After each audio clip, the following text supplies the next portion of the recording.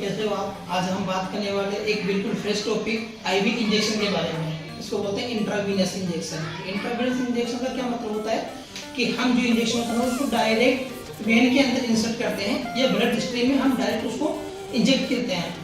अब इंट्रावीनस जो इंजेक्शन होता है उससे हम क्या समझ सकते हैं कि इंट्रावीनस मतलब क्या है, मतलब इसे समझे क्या। इंट्रावीनस का मतलब ये होता है कि हम जो एक ड्रग होती है उसको हम डायरेक्ट ब्लड स्ट्रीम के अंदर इन्फ्यूज करते हैं ताकि पेशेंट को जल्दी से हम रिलीफ मिल सके किसी भी चीज के लिए जिसके लिए हमने इंजेक्शन प्रोवाइड किया है। अब हम बात करें कि इसके पर्पस क्या होता है आईवी के। तो आईवी के सबसे मेन पर्पस ये होता है कि ये फास्ट एक्शन करता है। इसमें जो ड्रग होती है वो फास्ट एक्शन करती है इन द इमरजेंसी कंडीशन। और जब हम ये होता है कि डायरेक्ट ब्लड स्ट्रीम हम इसको डायरेक्ट ब्लड स्ट्रीम में देते हैं और इसमें लो इन्फेक्शन की रेट होती है, मतलब इसमें इन्फेक्शन होने के चांस बिल्कुल कम होते हैं। अब हम बात करें कि कॉमन साइट्स की, इसकी सबसे मेन कॉमन साइट्स क्या कौन सी होती है, हम कहाँ कहाँ से देते, तो हम सबसे पहले बात करते हैं वेंट्रिकल एस्पेक्ट और एक होता है डोर्सल एस्पेक्ट। जो वेंट्रिकल एस्पेक्ट होता है दोस्तों वो होता है नीचे वाला हमारा जो हथेली वाली होती है पाल, उस साइड हम बोलते हैं वेंट्रिकल एस्पेक्ट। और जस्ट इसके नीचे हम बोलते हैं डोर्सल एस्पेक्ट। तो वेंट्रिकल एस्पेक्ट में हम इसको देते हैं बेसिलिका और सिफेलिक वेन में।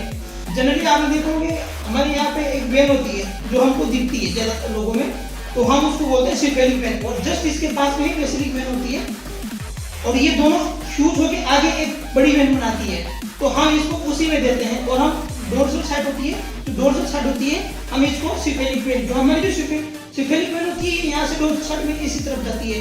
तो आपने जनरली देखा होगा कि हमारे यहाँ पे वेनें दिखती है नीली नीली, तो ये वही होती है, हमें इनको ऊपर इनके अंदर ही लगाना होता है। अब हम बात करते हैं कि आईवी का एंगल क्या होना चाहिए। तो आईवी का सबसे अच्छा एंगल होता है 25 डिग्री। 25 डिग्री जैसे मान लीजिए सरफेस हमारे पास है तो हम 25 डिग्री इतना लेके मानते हैं कि 25 डिग्री पे ही वो लगाया जाता है ताकि वो करेक्ट वेन के अंदर जा सके। हम ना तो हमें इसको कम रखना है ना ज्यादा रखना है, ये एक्चुअली में 25 है।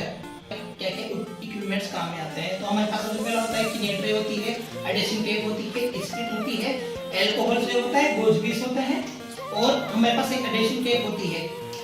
जो हमारे पास जो किनेट्री होती है वो मेनली कंटामिनेटेड जो फ्लूइड होता है उसको रखने के काम आती है, ताकि हमारे पास जो भी हमने जो वायर तोड़ी है वो उसमें रखने के लिए जो भी खाली होगी नीडल सब उसमें रखी जाती है कंटामिनेटेड। अब हम बात करते हैं प्रोसीजर की, ये सब क्या प्रोसीजर है।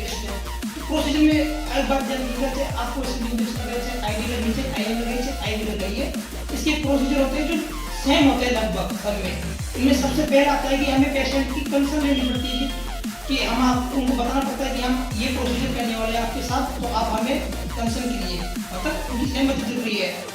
और फिर हमारे सबसे मेन आता है कि हमें हैंड वॉश करने चाहिए, वो ग्लव्स पहनने चाहिए। फिर उसके बाद में कॉम्प्लिकेशन की एजुकेशन का ये कॉम्प्लिकेशन हो सकते हैं। सबसे मेनली आता है इसमें इन्फिल्ट्रेशन। इसका इन्फिल्ट्रेशन का मतलब होता है कि जो आईवी लाइन लगाते हैं उसमें किसी प्रकार का पेशाब नहीं होना चाहिए, उससे बूंद की दवा बाहर नहीं आनी चाहिए। फ्लेबाइटिस का मतलब होता है वो इन्फ्लेमेशन इन द वेन। अब हमारे पास आता है मेटास्टोमा। मेटास्टोमा का मतलब होता है कि ब्लड में थक्का बन जाता है, जो वेन्स होती है उनके बाहर ब्लड थक्का बन जाता है, ब्लड बाहर आ जाता है उनसे और फिर थक्का बनाता है।